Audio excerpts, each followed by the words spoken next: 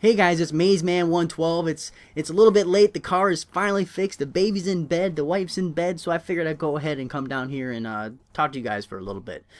Today's video is going to be more of a vlog style video. It's been a long day for me. It's one of those days, or the last couple of days have been one of those days when the world's just kind of conspiring against you. Life's got you down, and but you gotta keep on pushing on. You gotta life's a bitch. You know it. And as you grow up, it just becomes more and more of a bitch, and it just a lot of stuff happens that you just can't plan for, and it's just a lot of curveballs, and you just gotta do nothing but shrug it off and keep on moving. So the first thing I want to talk to you guys about is David Von der Haar had a tweet that I guess he put it out, and then he released it, or he erased it. And the tweet was about buffing the SMGs or nerfing the SMGs, and I want to know what your guys' opinion on that is. It's personal. You guys know. Personally, you guys know I absolutely love the SMGs. This is what I love to run. I've ran these in every Call of Duty really that I've ever played, just because I'm not a very patient person.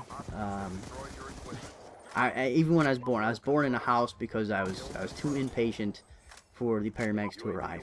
But I like to run around. I like to go look for them. I don't like to play that very conservative game style. It's just the way it is. So I really enjoy using an SMG. But anyways, they're talking about nerfing the SMGs and possibly buffing the assault rifles. And my personal opinion is you couldn't do both of these. If anything, you would have to do one or the other. But so far, I feel like the games are pretty. The guns and everything are very evenly balanced. And the SMGs are supposed to win these close gunfights. That's why they're SMGs. The assault rifles are supposed to win these mid-range fights, which they do. I mean, it's very rare that I am in a mid-range situation and are able to outgun an assault rifle, especially someone who knows how to use the assault rifle. The biggest issue right now for me is the connection. I don't know. They talked about they were going to have this great new connection system for picking your lobby hosts and everything like that. And it was going to be this connection based thing, and it was going to be on ping, so everything was going to be super fast. And they completely struck out. I guess they went with more of a skill based match system, which would be okay if it just maybe took a little bit longer to get into the actual match. But even though it took a little bit longer, your connection was still good. And the connection in this can be very frustrating at times, and at times it can be like you're wonderful, like you're optic scumpy, or it's just like you can't do anything wrong. You're on your game. You wish you could just keep playing the game all day. And my only advice, or my only thing that I've noticed is, in order to get to do that, you need to be the host, and to me it's not really that fair. I wish I do like the skill based matchmaking, that it's really brought everybody's KD down. A lot of people are complaining about their KD going down, and a lot of that is because you're playing against better people now. And also, Call of Duty's running, it's what, 6-7 years old now, so a lot of people have been playing this game for a while, so it's not uncommon to see that guy doing that halo jump to drop shot. I mean, I've been playing this game for a while, and I just started doing it. So I mean, a lot of people are starting to do that now, and you're starting to see the skill of the average player really kind of increase. But another thing I want to talk to you guys about was that I've been following a lot of this YouTube drama stuff. I find it kind of fascinating. I don't watch a lot of TV, so I guess it's kind of my entertainment. And I was thinking about doing a little mini-series that would just kind of, give you guys a brief update on some of the drama that's going behind the scenes. I don't know if a lot of you guys follow a lot of stuff that's behind the scenes or not. I know before I started my channel, I did. I kind of watched all that drama, and that's really that's the reason why I started my channel, was so I could maybe have a chance to meet some of these people, or to talk to some of these people. And I thought I might have the opportunity. The very first Black Ops 2 released, So that was, a big point for me. I just got my HD PVR, not my Elgato not too long before that, and so I get in the lobby, and there he is. He joins, and if you guys don't know, his Xbox Live account is called like and favorite. He's got GOAT is his clan tag, and GOAT is also his emblem. And he was like a level 50 something, and I got into a lobby with him. And I'll admit, I went a little bit fanboy. I was like, "White boy, hey, it's white boy," and he didn't have his mic on. So that was kind of a little bit of a letdown. You're like, "Oh, come on," But it was release night. He just wanted to play the game. He already had everything unlocked, knew the maps. So he was ready to do some beasting on some people, and it wasn't going that way for him. He was running around even. But I mean, he's a very high-paced player. But he was running around right around even, and then he rage quit. So it was a little bit. It was a little bit, eye-opening that, that's kind of how it is. A lot of these YouTubers, a lot of these guys, myself included a lot of times, I'll either run in a party or, I won't even have a headset on. And, so it makes it a little bit difficult to play with them. But what I'm going to do is I'm going to be playing Saturday night at like 8 o'clock. And so I figured I'd go ahead and let you guys know as well that it's going to be 8 o'clock. That's Eastern Standard Time.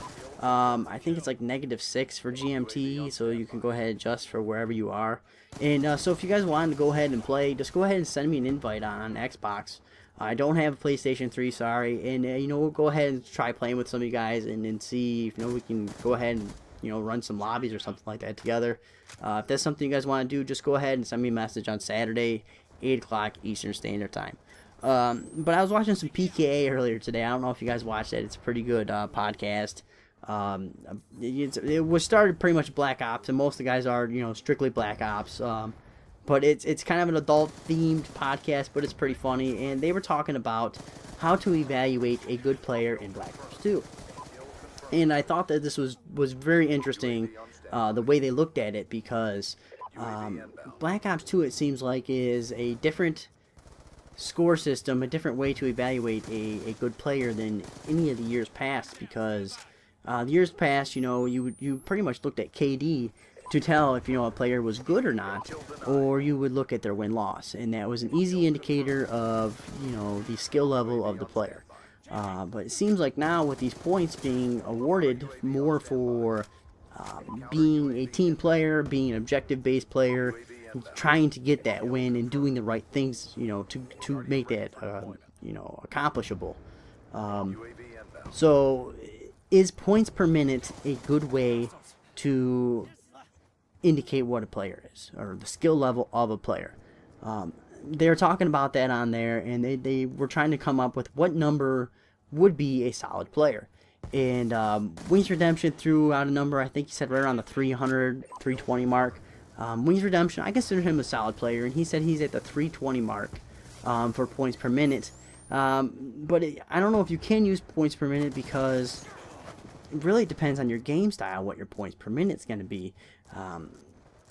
You could be, just an absolute beast, but if you're playing team deathmatch, you're not going to have as many points per minute as someone who's playing kill confirmed or hardpoint or some ground war or something like that, because there's just not as much action, there's not enough points to be able to get.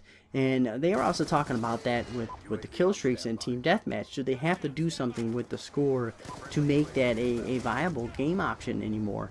Modern Warfare, when that came out, that's all people did was play team deathmatch, and you would have the people play search and destroy as well, because it was a lot of points. But team deathmatch was a pretty good game wise to go with, because it was very well balanced with how many points you got for it. And it was all based on your skill, and they kind of went away from that. And so how do you guys evaluate the skill level of a player? And what is your guys' points per minute? I'm just kind of curious. I think mine's 360. I think something right around there. But I think it's kind of it's fallen down here a little bit. It's been a rough couple days, so I haven't been able to play as much as I'd like to be able to play. But Saturday, 8 o'clock Eastern Standard Time, I'll be on there playing. If you guys have any other questions, concerns, make sure you guys go ahead and leave them in the comment section below.